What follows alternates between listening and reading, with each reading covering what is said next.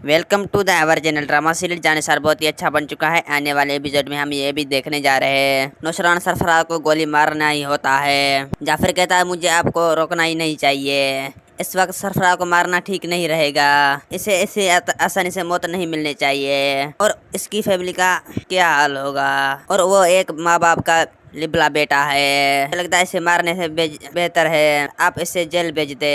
वहाँ इसकी अकल भिजवाए जो इसकी अकल ठिकने आए। ये फिर अपनी पाँव पे गिर कर माफी मांगेगा और दुआ बीबी का अपनी जुबान से नाम भी नहीं लेगा। जाफर खान का ये मशवरा नुसरान को पसंद आ जाता है। नुसरान कहता है तुम ठीक कह रहे हो, इसे मारकर अपने हाथ नहीं रंगने चाहिए। इसके बाद नुसरान सरफराज को पुलिस के हवाले कर देते हैं और उसको कहता है इसको खुद खिदमत किया जाए और जब तक इसके मार दे जाए जब तक ये पाँव पे कर माफी मांगेगा। ये बात सुनकर सरफराज कहता है तुम मुझे पुलिस के हवाले नहीं कर सकते।